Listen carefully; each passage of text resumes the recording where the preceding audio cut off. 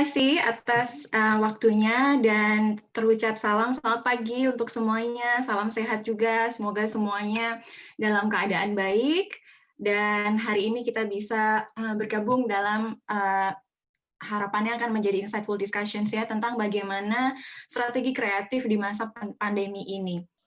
Dalam membuat materi ini saya mencoba mereview ya dari beberapa fenomena yang terjadi saat ini di berbagai lokasi, di berbagai area, karena pandemi ini memang sesuatu yang menjadi global challenge.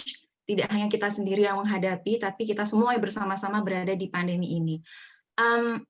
Saya mengangkat topik tentang bagaimana strategi kreatif di era pandemi saat ini harus mampu memunculkan kontribusi sosial untuk menjawab kebutuhan-kebutuhan terhadap edukasi, empati, dan juga empowerment pada konsumen kita saat ini. Jadi tema saya adalah not only creative, but bagaimana kreatif ini bisa menjadi sesuatu yang edukatif, empathetic, dan juga empowering strategy untuk menghadapi pandemi saat ini. Ya. Saya akan mengawali dulu dengan marketing wisdom, branding wisdom, yang menyatakan bahwa the biggest misconceptions of branding strategy atau marketing strategy itu ya adalah targeting pada market share. Jadi bagaimana caranya kita bisa mendapatkan market share yang seluas mungkin. Meanwhile, sebenarnya apa yang kita upayakan untuk mencapai the market share itu adalah about mind and heart share. Jadi bagaimana kemudian tantangannya adalah bagaimana kemudian kita bisa tidak hanya berada dalam market share, tapi juga berada di dalam hati konsumen Anda. Bagaimana Anda berada tidak hanya di pikiran, tapi juga pikiran dan hati. Sehingga ketika ada banyaknya produk, banyaknya brand, banyaknya penawaran, apa yang kemudian betul-betul menghubungkan connect your brand dengan customer adalah brand Anda berada pada mind and heart share. Ya, jadi para scholars menyebut ini sebagai emotional branding. Bagaimana kita diharapkan bisa betul-betul menjangkau konsumen secara emotions, jadi lebih dekat dengan mereka, bukan hanya dari demografi sosial, ekonomi, tingkat pendidikan, usia, dan jenis kelamin, tapi betul-betul memahami tentang apa yang sedang dihadapi oleh konsumen kita saat ini. Jadi, connecting brands to people, kemudian kita melihat banyak perubahan banyak pergeseran, ya, yang supaya kita dapat terhubung, maka kita perlu melihat apa sih yang sebenarnya terjadi. Yang sebelum-sebelumnya kita melihat pada praktek-praktek industrially driven economy yang lebih berfokus pada proses industrialisasi pengadaan barang dan jasanya, lebih pada penawaran produk-produk di market share tadi ya. Tapi saat ini sudah bergeser menjadi people driven economy. Bagaimana tadi seperti yang saya sebutkan kita bisa memahami who are the people, who are our customer. Jadi fokus kita kemudian tidak hanya berhenti pada penyediaan produk atau pengemasan brand, tapi bagaimana pengemasan brand ini itu juga melibatkan dari perspektif the people, people-driven economy. Dan yang kemudian yang terjadi adalah bagaimana puts the customer in the seats of power. Tentunya kemudian hal-hal yang kita temukan pada konsumen kita itu menjadi insight yang akan sangat bermakna ketika kita mencoba melakukan branding atau menerapkan strategi-strategi kreatif kepada konsumen. Maka fokusnya adalah kemudian bagaimana juga kita bisa melihat dari productions to consumptions. Bagaimana pola konsumsi mereka? Bagaimana mereka melihat suatu brand atau melihat suatu produk? Dan bagaimana kemudian juga perilaku mereka dalam mengkonsumsi, perilaku mereka dalam menggunakan sebuah brand atau produk, ya, dan pergeseran yang dari objektivitas menjadi subjektivitas. pilihan-pilihan konsumen atau taste mereka kemudian menjadi sangat subjektif. Ini yang kemudian kita perlu melihat bagaimana budaya konsumen, tidak hanya perilaku konsumen juga. Jadi nanti akan saya jelaskan lebih lanjut ya. Jadi objektif to subjektif. Dan bagaimana dari pemenuhan terhadap kebutuhan secara materi, ya material satisfaction, pada fungsi-fungsi produk, ya. Kemudian bergeser juga menjadi emotional fulfillment. Kalau kita memilih suatu produk untuk satu kebutuhan kita, tentunya akan ada banyak tawaran produk dan brand di luar sana. Tapi tidak semuanya bisa memberikan emotional fulfillment, ya. Jadi itu yang kemudian kita melihat banyak fenomena saat ini, misalnya coffee shop ada di mana-mana.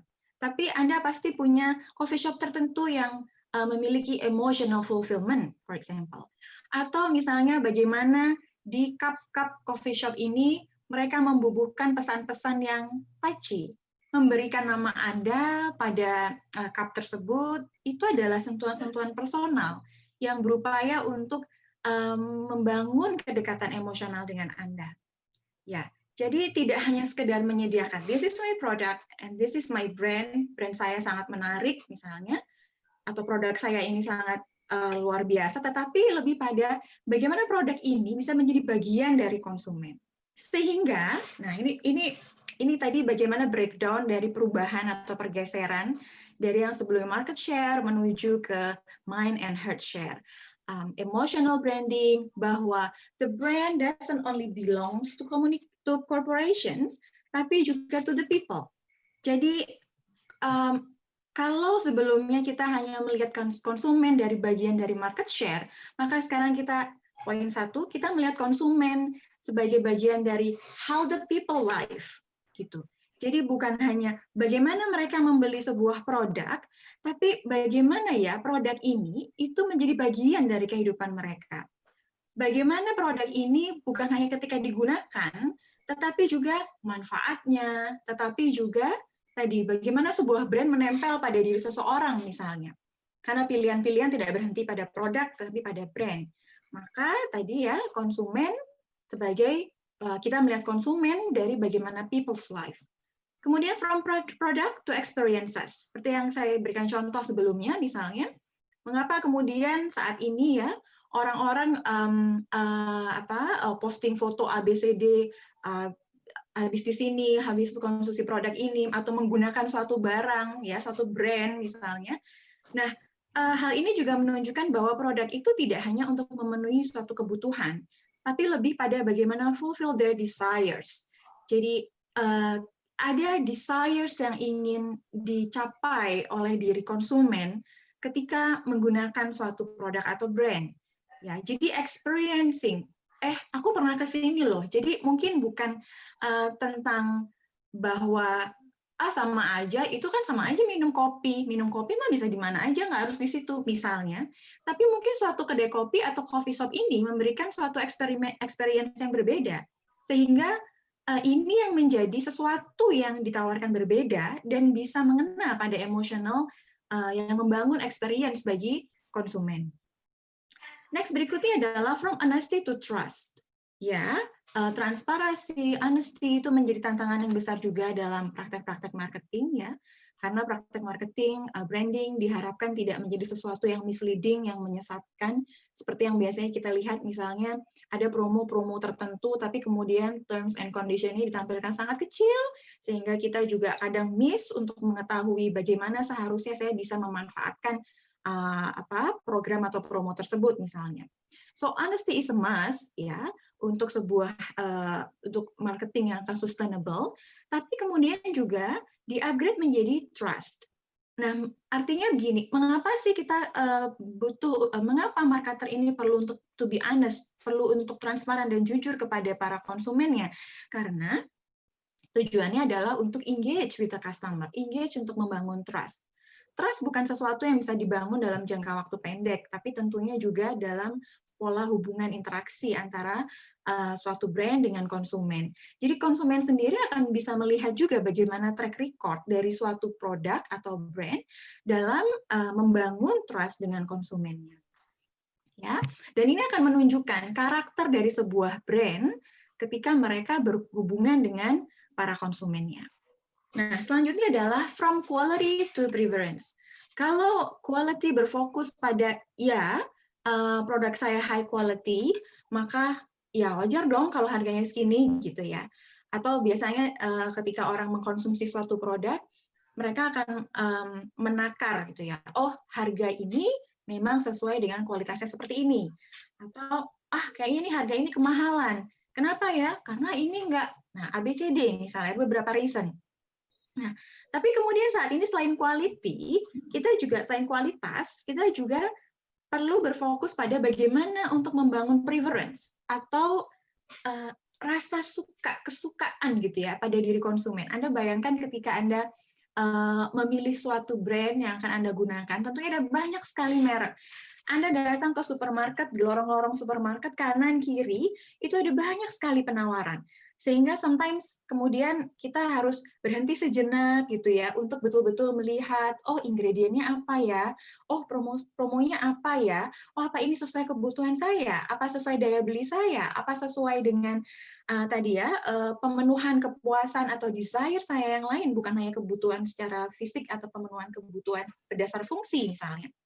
Nah, jadi hal-hal ini yang kemudian juga perlu dibangun karena yang betul-betul membuat terjadinya suatu keputusan pembelian itu tidak berhenti pada quality, tetapi juga preference. Nah, the next yang kelima di sebelah kanan itu ya, ada from notoriety to aspirations. Ada suatu brand yang dikenal banyak orang, very famous, popular gitu. Bahkan mungkin orang bisa menirukan jingle-nya karena terlalu sering mendengar gitu ya. Atau tahu sekali tentang produk atau brand ini. Tapi tidak berarti bahwa produk ini kemudian dicintai oleh konsumennya. Ya. Jadi apa yang kita bangun tadi adalah bagaimana being loved by your customer, by consumer. Jadi bagaimana membangun branding yang tidak hanya menjadi popular, tapi ada di hati konsumen Anda. From identity to personality. Ya, identity itu adalah merek. Ya, kenapa ada merek? Karena merek adalah pembeda produk satu dengan produk yang lainnya. Produknya sama, bisa jadi air minum, tapi mereknya bisa jadi berbeda-beda. Dari merek itulah kemudian akan turun identitas atau kemudian dibangun karakter suatu produk yang muncul di dalam brand tersebut. Nah, selain karakter yang mungkin tampak secara visual ya melalui packaging-nya atau melalui produk itu sendiri atau melalui fungsinya misalnya, juga dibangun personality lebih kepada tadi ya, bagaimana brand ini bisa membangun hubungan yang mendalam dengan konsumen. Nah, maka tadi kita perlu mengenali betul siapa yang menjadi konsumen kita, kemudian siapa yang klik ya istilahnya yang betul-betul bisa klik dengan brand kita. Nah, yang selanjutnya adalah from functions to sensory. Functions, ya, functions, fungsinya, pemenuhannya tadi ya, seperti bagaimana kemudian kita, kayaknya lagi pengen ngopi, oh ya kita beli kopi misalnya. Tapi kemudian sensory yang meng-create experiences is not just about from the product secara fisik, gitu ya. From ubiquity to presence. Jadi sepertinya brand ini ada di mana-mana gitu. Tapi belum tentu brand ini itu betul-betul presence ada ketika konsumen ini belum tentu betul-betul ada bagi konsumen.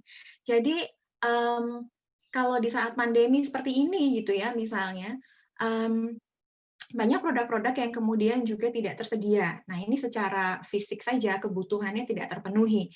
Tapi selain itu juga, mungkin konsumen juga merindukan suatu produk yang betul-betul bisa memenuhi kebutuhan terhadap emotional situation saat ini. Karena situasi saat ini yang berbeda. Artinya kayaknya ada banyak brand nih, tapi kenapa ya? Kok saya belum menemukan brand yang pas dengan situasi saat ini misalnya, dengan kondisi yang serba tidak pasti, dengan kondisi yang di mana setiap orang ini merasa insecure misalnya ya. Ada banyak brand, tapi saya mencari brand yang membuat saya secure. Itu yang mana ya misalnya. Nah, jadi presents itu tidak selalu kehadiran secara fisik juga, tetapi bagaimana tadi ya sekali lagi bisa memenuhi apa yang memang betul-betul dibutuhkan oleh seorang konsumen. From communications to dialogue. Communications itu banyak dilakukan melalui iklan, misalnya kan, promotions, komunikasi pemasarannya, gitu ya. Gencar dilakukan untuk somehow like telling stories, ya. Jadi, oh ini produk-produk kami, ini ABCD, dan lain-lain. Nah, to dialogue adalah lebih pada bagaimana kita listening to the customer. Apa yang sebenarnya saat ini sedang dibutuhkan oleh konsumen kita? Apa yang mereka rasakan? Apa ya yang ingin mereka sampaikan? Sehingga bagaimana kita bisa memenuhi kebutuhan ini? So from communications to dialogue. Dan yang terakhir adalah from service to relationship. Ya, pelayanan harus prima, pelayanan harus super, harus diperbaiki dari berbagai poin, misalnya bagaimana pengiriman harus cepat, bagaimana produk harus sesuai dengan requirements, ingredients-nya, kemudian izinnya, pelayanannya juga memuaskan. Nah, tapi selain itu, ya, service ini bisa di-upgrade menuju relationship. Bagaimana sebuah brand membangun hubungan dengan konsumennya in terms of relationship.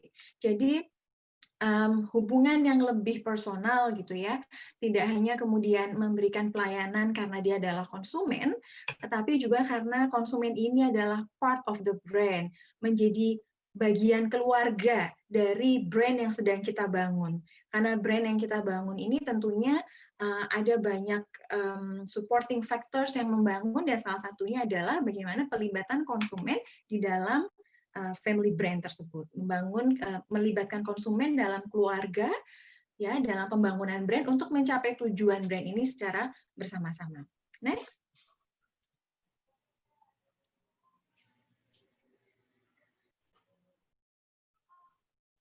Ya, nah dari penjelasan tadi, background tentang emotional branding, bagaimana lebih berfokus pada mind and heart share, maka kemudian pertanyaannya adalah, do you know who your customer are? Oh ya, saya tahu, konsumen saya adalah, misalnya nih, konsumen saya adalah size A, usia 20-40 tahun, tingkat pendidikan ini, gitu ya, kemudian kebiasaannya adalah, kesukaannya adalah, tapi kemudian sekali lagi tadi menggali informasi tentang konsumen, ya, harus Anda lakukan secara komprehensif, tidak hanya dari internal, tidak hanya dari segmentasi secara teknis, demografi, kemudian jenis kelamin, usia, tingkat pendidikan, dan tingkat ekonomi, tapi juga dari berbagai hal yang menempel pada diri konsumen. Seperti misalnya bagaimana situational factors itu menjadi penting bagi konsumen. Jadi konsumen dengan size A, dengan tingkat pendidikan tinggi, kemudian usia 20-40 tahun, which is daya belinya tinggi gitu ya misalnya. Nah, ini bisa jadi akan memiliki perilaku konsumen yang berbeda, atau bisa jadi memiliki daya pandang yang cara pandang yang berbeda terhadap suatu brand ketika terjadi situational factors, ketika menghadapi situasi yang berbeda. Jadi tidak bisa dijadikan satu patokan segmentasi secara teknis ini, ya, tapi harus di-combine ya secara komprehensif dengan bagaimana faktor-faktor sosial, ekonomi, budaya, dan semua yang menempel, ya, teknologi bahkan pada diri konsumen. Nah, sehingga kita bisa mengetahui apa yang menjadi desire atau keinginan terdalam bagi seorang konsumen, ya, taste-nya apa, pilihan-pilihannya saat ini lebih preference-nya lebih ke yang seperti apa, ya. Jadi kita juga perlu melihat bagaimana a set of value change. Jadi ada set of value yang berubah, ya, dari gaya hidup masyarakat saat ini misalnya, ya, bagaimana dulu gadget itu berfungsi sebagai peralatan teknologi, ya, tapi kemudian berubah menjadi bagian dari lifestyle dan entertainment. Bagaimana kalau kita selfie, foto misalnya, gadget itu menjadi bagian yang ditampilkan, ya. Jadi itu part of the lifestyle. Atau bagaimana gadget ini menjadi media bagi konsumen kita dalam memunculkan lifestyle-nya, kemudian bagaimana juga ini menjadi pemenuhan kebutuhan terhadap entertainment. Nah, atau tadi coffee shop misalnya yang tadinya adalah penyedia produk kopi, ya, kemudian menjadi the people place. Bagaimana people berkumpul di coffee shop ini dan tercipta suatu narasi-narasi gitu ya di dalam mereka mengkonsumsi produk kopi ini. Nah, maka perlu dilihat bagaimana perubahan sosial, ekonomi, budaya, lingkungan, teknologi. Ya, mungkin bisa dilanjut, Ibu Sari, mohon maaf. Oh ya, tadi seperti ada suara masuk ya. Oke, yang apa tadi situational factor yang kemudian juga berpengaruh pada kondisi fisik, psikologis, emosional dan keseluruhan dari seorang konsumen. Ya, next. Next. Nah, jadi saya akan masuk ke bagaimana the pandemic dan the consumer react terhadap bagaimana reaksi konsumen di masa pandemi ini. Ya, saya menemukan di beberapa jurnal yang mereview tentang how the customer react to the pandemic. Ada satu jurnal yang menarik ya, yang judulnya bahkan I'll trade you diamonds for toilet paper. Ya, jadi kalau kita ingat mungkin ya beberapa waktu yang lalu bagaimana orang-orang berebut kebutuhan pokok dan tisu toilet itu menjadi salah satu kebutuhan yang cukup pokok juga ternyata ya. Jadi disimpan ya, ditimbun ya, maka saling berebut satu sama lain. Di Indonesia mungkin bagaimana kemudian produk-produk higienis, sanitasi yang berhubungan dengan sanitasi dan higienis juga kesehatan, hand sanitizer, kemudian kosong di rak-rak toko, atau vitamin C ya, sampai harus ini ngecek stoknya dan lain-lain. Nah, jadi di jurnal ini disebutkan ada 3 tahapan ya konsumen ini. Ini untuk kita tahu bagaimana sih sebenarnya our consumer ini react to the pandemic. Karena kita perlu mengenali kan. Jadi kita tadi sudah masing-masing kita, bisnis kita punya segmentasi yang sudah ditentukan. Seperti tadi misalnya jenis kelamin, usia, demografi, kemudian yaitu demografi ya, usia, jenis kelamin, lalu tingkat pendidikan, tingkat ekonomi gitu. Nah, ini kita lebih melihat pada bagaimana tadi the changing situations yang saat ini memposisikan konsumen kita, sehingga tentunya ini akan berpengaruh pada fisik, psikologis, emosional konsumen, dan juga bagaimana cara pandang mereka terhadap suatu produk atau brand, dan juga cara pandang mereka terhadap pola-pola konsumsi, dan juga mungkin akan merubah hal-hal tersebut. Ya, so yang pertama adalah hoarding, bagaimana orang konsumen ya saat pertama kali merespon pandemik ini adalah dengan kepanikan, dengan kecemasan, ya sesuatu yang unpredictable misalnya ya, yang kemudian awalnya masih apa sih ini, dan tiba-tiba mendengar tentang banyak informasi yang berseliweran gitu ya. Jadi kemudian yang muncul adalah fear and anxiety. Maka kemudian orang ya dari perspektif emosional, dari pemenuhan kebutuhan diri ya, mereka melakukan safety first untuk dirinya sendiri, gitu kan ya awalnya.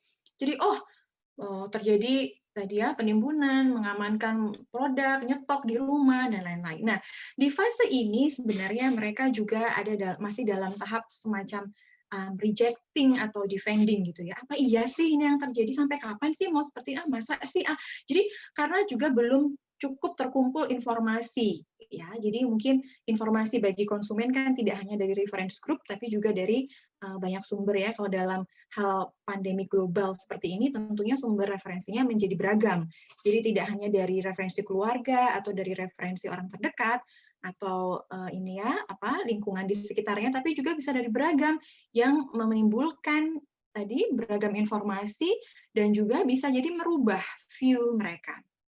Nah, dan along with ya, jadi selama kemudian mengalami, oh iya, melihat fenomena yang terjadi dan berada langsung dalam pandemi ini, maka kemudian hal ini memunculkan views yang baru. Oh iya, mereka konsumen mulai changing views dan masuk dalam tahap berikutnya, yaitu coping atau mulai oke, maka saya perlu mengadopt new behavior. Bagaimana saya bisa bertahan gitu ya di masa pandemi ini. Nah, that's what happened in our customer saat ini. So, kalau kita melihat bagaimana kemudian adanya kemunculan kebijakan-kebijakan physical distancing, social distancing, atau hal-hal lain yang berkaitan dengan antisipasi COVID-19 ini ya, maka yang terjadi kemudian konsumen ini beragam sekali ya.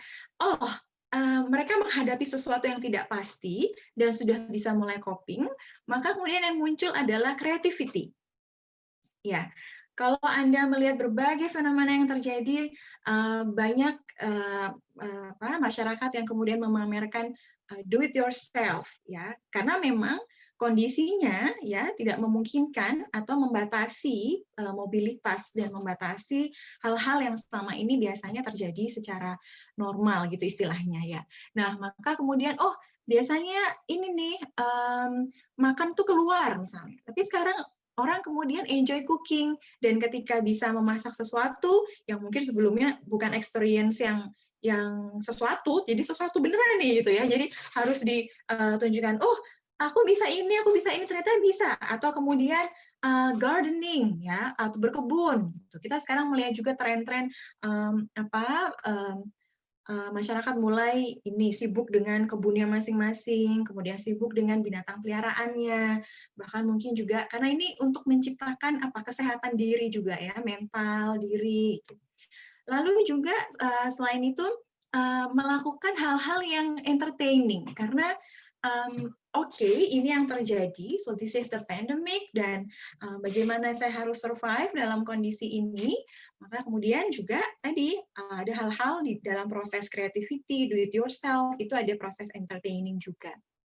Nah, bahkan juga ya di salah satu jurnal membahas tentang bagaimana kemudian para konsumen ini menjadi prosumer, ya, jadi mereka memproduksi tapi juga mengkonsumsi, ya. Nah, jadi ini bentuk-bentuk yang kemudian bermunculan ketika situasi pandemik ini. Nah, dan yang berikutnya setelah tadi ya ada fear, anxiety, kemudian coping dengan new behavior, dan konsumen akhirnya masyarakat mulai beradaptasi dengan kondisi yang kita sebut new normal. Ya, tidak lagi shock atau reaktif dengan misalnya terjadi sesuatu cenderung akan lebih so ini yang terjadi maka harus bagaimana karena sudah mendapatkan informasi yang lebih banyak dibandingkan sebelumnya ya, dan juga informasi-informasi tersebut sudah diproses, bukan hanya banyak tapi juga diproses ya, karena banyak bisa jadi juga justru membuat cognitive dissonance menjadi ini sebenarnya yang mana yang benar gitu ya. Tapi kemudian ada proses-proses edukasi ya yang mulai tertanam, dibiasakan, adjust, maka menjadi less reaktif dan kemudian juga menjadi lebih resilient, menjadi lebih kuat gitu ya, lebih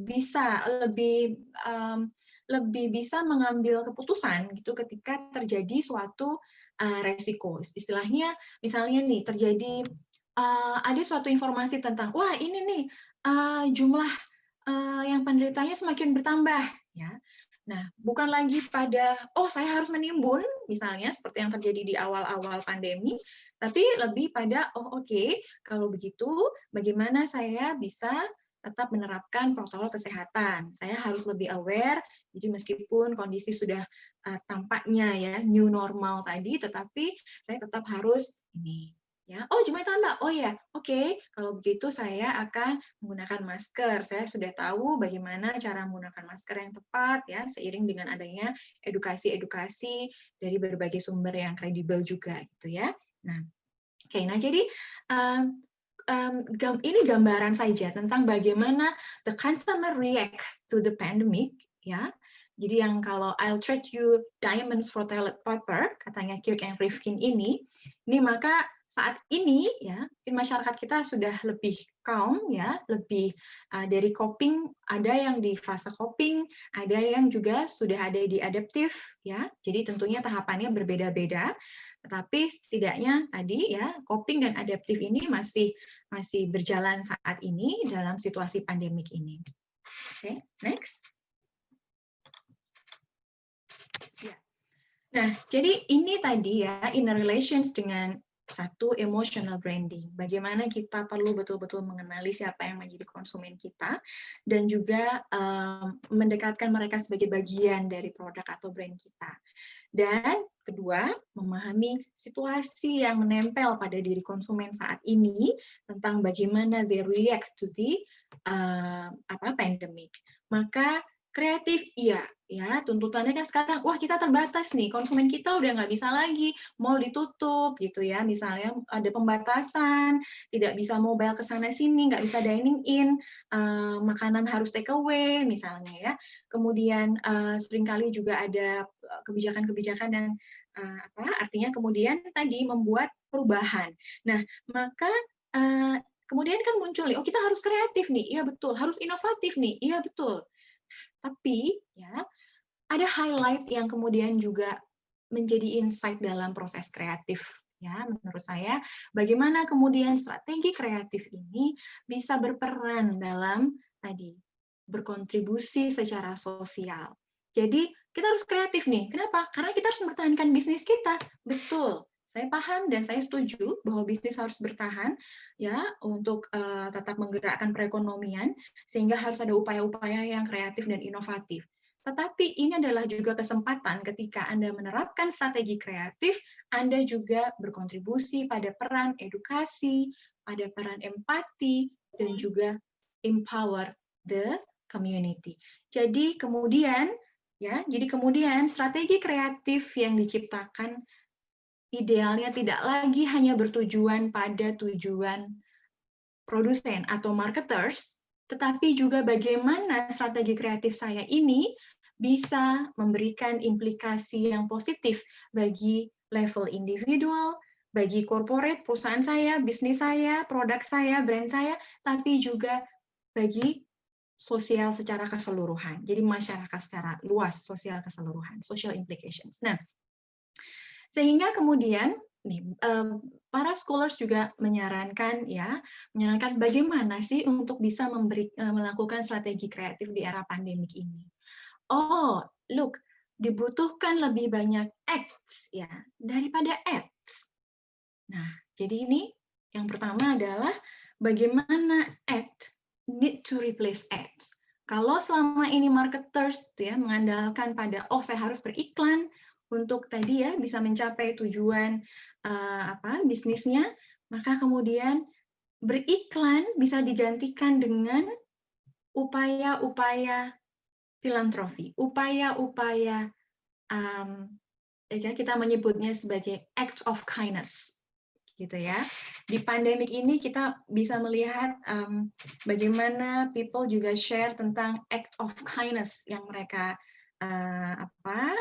terima atau mereka lakukan atau mereka terima juga. Jadi dengan melakukan hal-hal yang positif, beraksi secara real untuk kontribusi masyarakat, membantu masyarakat menghadapi this pandemic, ya tentunya masalahnya kan beragam ya, masalah sosial, masalah ekonomi, masalah psikologis juga ya. Nah, ini bisa menjadi ads atau iklan bagi perusahaan atau bisnis ini sendiri. Jadi artinya ads need to replace ads. Gitu.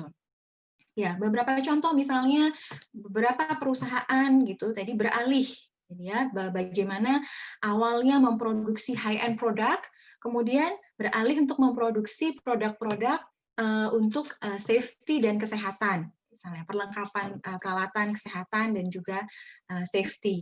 Nah, ini juga sebagai bentuk dari salah satunya adalah bentuk dari bagaimana mereka mempertahankan bisnis, tetapi juga dalam hal yang sama, di waktu yang sama, ada upaya yang dilakukan untuk berkontribusi kepada society, ya, within this pandemic. Nah, atau misalnya bagaimana suatu perusahaan melakukan kegiatan voluntary atau mengirimkan mentraining para sukarelawan untuk menjadi ini ya orang-orang yang membantu dalam menjaga kesehatan mental, seperti misalnya menelpon para orang-orang lanjut usia yang kesepian gitu kan, karena memang pembatasan mobilitas sehingga mungkin keluarganya, anaknya tidak bisa datang menjenguk gitu ya.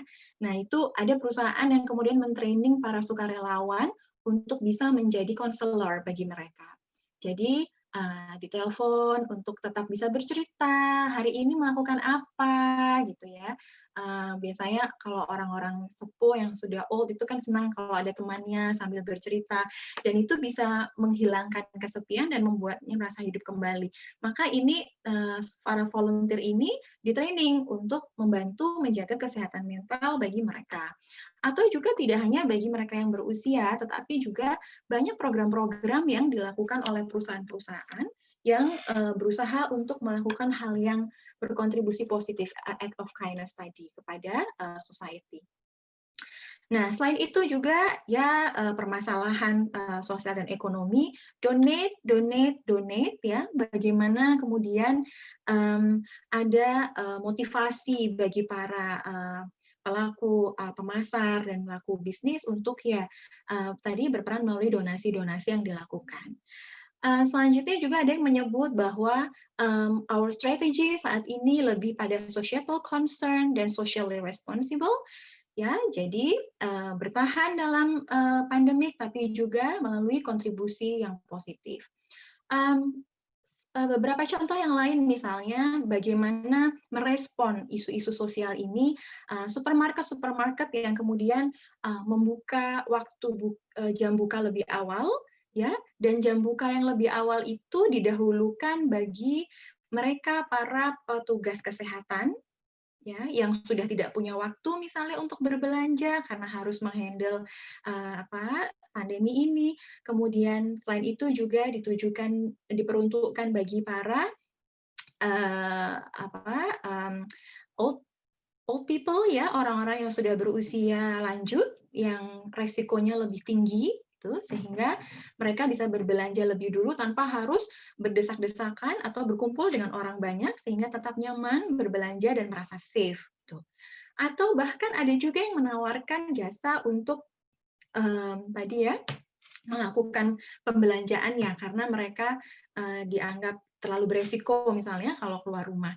Jadi banyak hal yang bisa dilakukan untuk menjadi real act ya, untuk tadi berkontribusi secara sosial, dan secara tidak langsung ini juga sebenarnya adalah upaya untuk tadi mendekatkan bangun emotional relationship juga dengan konsumen.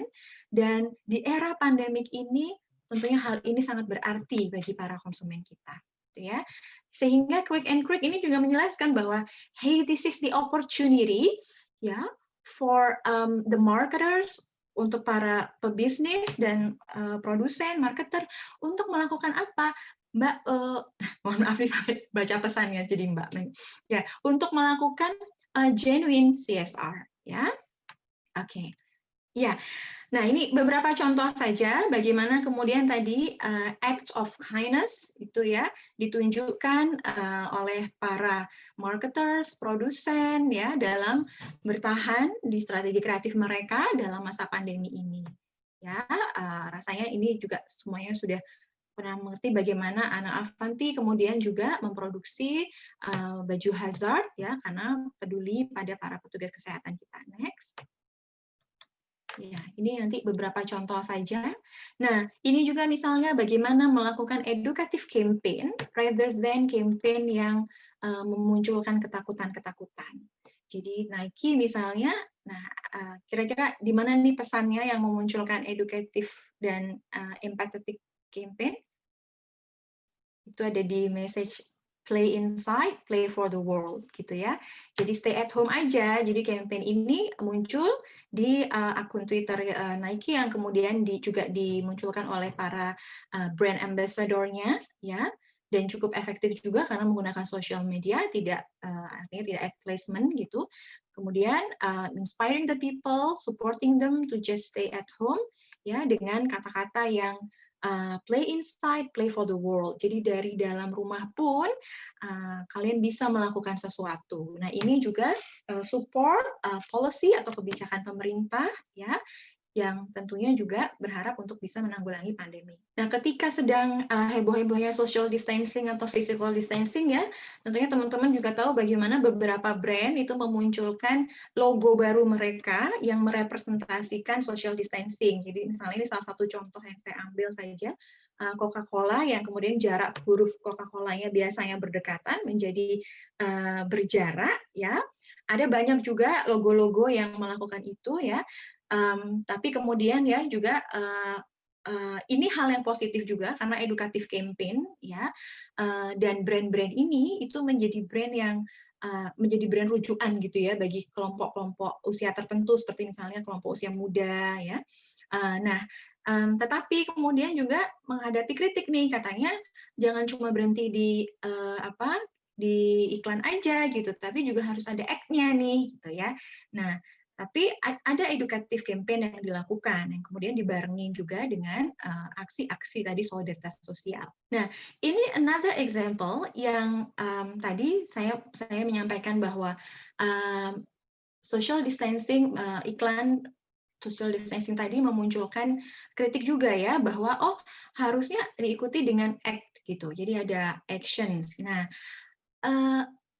iklan ini, coba kalau Anda amati, ini iklan apa ya?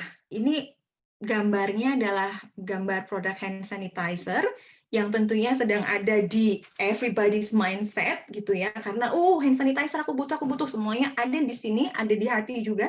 Nah, tapi iklan ini mendapatkan kritik ya, pro and cons. Kenapa? Karena kemudian, look, apakah ada pesan edukatif di dalam iklan ini? Ada pesan edukatifnya? Ada bisa ditemukan?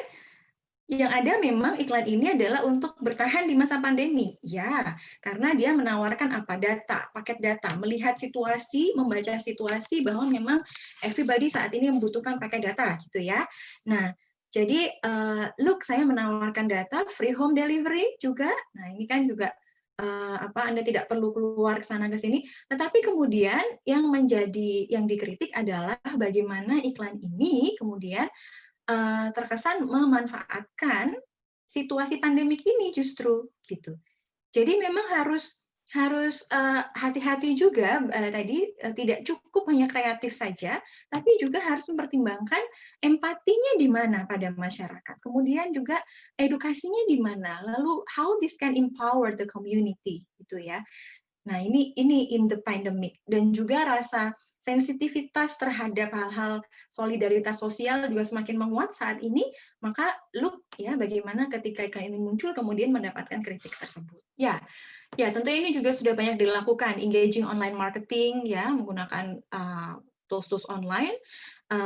Yang kemudian menjadi penting adalah bagaimana to keep customers informed dengan informasi-informasi dan tentunya update search listing. Karena seringkali begini, oh ternyata nggak update nih, stoknya ada nggak ya, gitu misalnya. Atau jam berapa ya, apa ada perubahan jam pelayanan misalnya kalau jasa. Apa ada perubahan prosedur dalam saya bisa mengkonsumsi this product misalnya. Jadi itu harus diupdate ya. Kemudian juga ada yang menarik juga bagaimana kemudian TikTok muncul sebagai salah satu media kreatif untuk memunculkan pesan-pesan yang lebih grassroots, yang istilahnya yang lebih dari masyarakat secara langsung gitu ya. Karena Instagram lebih banyak diisi dengan hal-hal yang sifatnya lebih profesional. Jadi memang kontennya sudah dipersiapkan, kemudian dipoles gitu ya untuk promosi-promosi produk melalui foto-foto. Nah, konten TikTok ini kemudian muncul menjadi salah satu media yang dianggap lebih bisa memunculkan grassroots konten karena apa adanya. Jadi aktor-aktor yang muncul misalnya lebih apa adanya. Ini dilakukan untuk atlet olahraga ya, bagaimana mereka juga tetap harus membangun personal branding misalnya berkaitan dengan klub-klub olahraganya juga. Nah, jadi TikTok ini menjadi salah satu media yang bisa menjadi alternatif. Nah, Yang menarik juga adalah karena ketika kita sudah terbatas tidak face to face ya melalui media teknologi, how to provide smile without the visible one. Bagaimana ketika Anda memberikan pelayanan, itu kan SOP-nya itu kan ada harus senyum gitu ya, kalau kita sedang memberikan pelayanan. Ya mungkin Bu Arfa yang lebih banyak nanti menjelaskan bisa bagaimana ya Bu Arfa, how to provide smile without the visible one. Biasanya kita bisa langsung berhadapan ya, lihat senyum manis dari mereka para penyedia jasa misalnya. Tapi sekarang gimana nih? Nah, ini nanti bisa diantisipasi dengan misalnya memunculkan simbol-simbol atau dengan pesan-pesan yang memunculkan bahwa kami ada untuk Anda, ya semacam itu. Ini juga mungkin salah satu contoh saja ya, teman-teman juga mungkin menjadi salah satu bagian dari yang mesen-mesen ini ya, direct to customer offering sekarang ya, ibu-ibu ini biasanya karena sudah kerepotan, aduh harus memasak, work from home, harus meeting online dan lain-lain. So there is a change gitu kan. Jadi kemudian harus ya kita delivery, tapi delivery-nya kalau itu aja bosan, pengennya ini. Nah, jadi sekarang ada banyak provide prepackaged kits ya, yang ini juga mensupport do it yourself tadi gitu. Rasanya keren bisa masak ramen, tapi ramennya udah ready, kita cuma tinggal ini aja gitu, misalnya bumbunya udah ready. Nah, ini juga sekarang growth ya, karena ini support bagaimana perubahan perilaku tadi misalnya. Atau saya juga ingin sekarang kayaknya masaknya lebih pada macam-macam ya, masak suki, masak ramen, masak ini tanpa harus pergi ke sana sini karena ada penyedia jasanya juga gitu. Nah, ini melihat insight nih dan ini juga bisa menjadi edukasi bagi masyarakat.